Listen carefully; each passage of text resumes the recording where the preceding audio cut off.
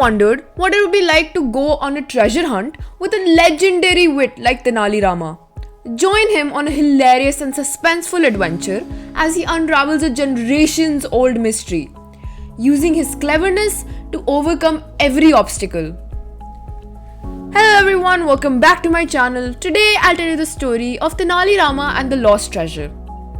Once upon a time, in the glorious kingdom of Vijayanagara, ruled the wise and just king Krishnadeva.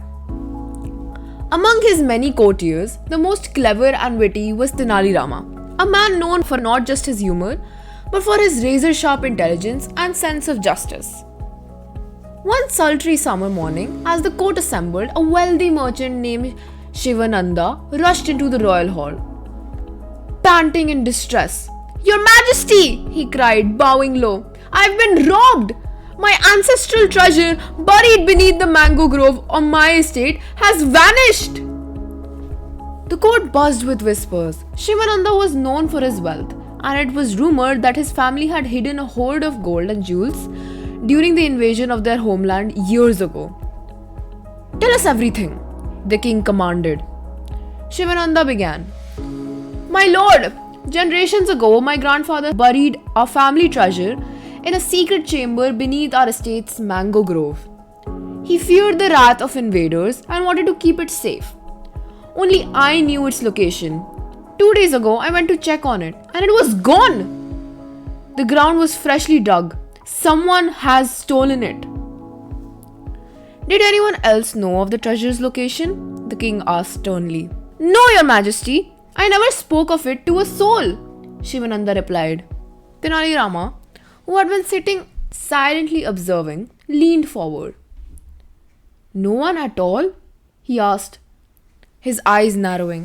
"Well," Shivananda hesitated, "perhaps I might have mentioned it, just in passing, to my cousin Raghava, but he wouldn't dare."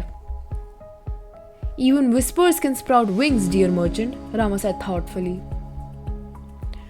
"I seek your permission to investigate this matter."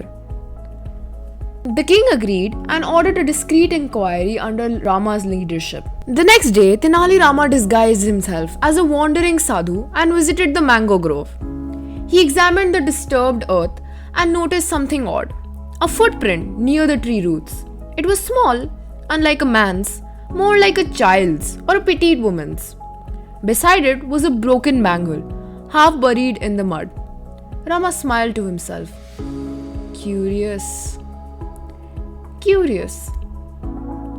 returned to the palace and requested the king to summon Shivananda's household staff, all servants, relatives, and even distant cousins who had visited in the past month.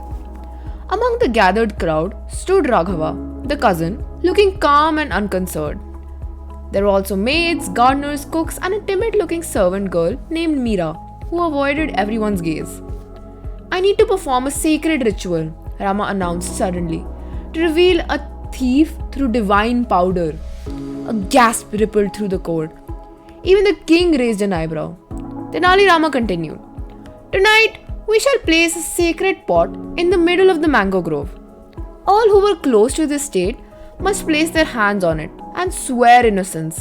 If any liar touches the pot, the goddess inside shall curse them with a glowing hand." The king played along, intrigued. That night, under moonlight, the group gathered by the grove. Rama had placed a large, ornately decorated clay pot on a pedestal. Hidden inside was nothing but a blackened charcoal mixture. Unknown to the others, Rama had secretly coated the inside rim with fine soot that couldn't be seen in the dark. One by one, each person stepped forward, touched the pot, and swore innocence. After everyone had their turn, Rama lit a torch and examined everyone's hands. To everyone's surprise, Meera's palms were spotless. All others had blackened fingers from the soot.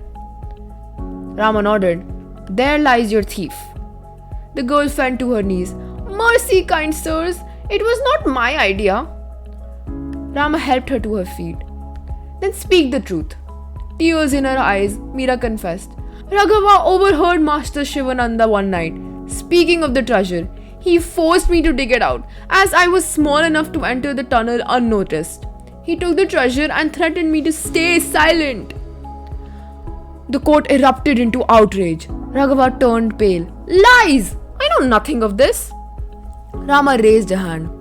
Then explained this broken bangle found at the scene Meera wears the same kind. Rama then pulled a hidden string of golden beads from his robes. And these were found tucked in your satchel, Raghava, behind your prayer books. Raghava tried to run, but the guards caught him. He was arrested immediately. Back at the palace, King Krishnadevaraya chuckled. So the suit trick revealed the guilty? Rama grinned. Indeed, your majesty. The innocent touched the pot without fear, while the guilty refrained, afraid the goddess would expose them. Clever as always, the king said. The treasure shall be returned and Meera rewarded for her honesty. And Raghava asked a minister. Let him clean suit pots in the royal kitchen for a year, Rama said with a wink. A fitting job for a man who tried to avoid one.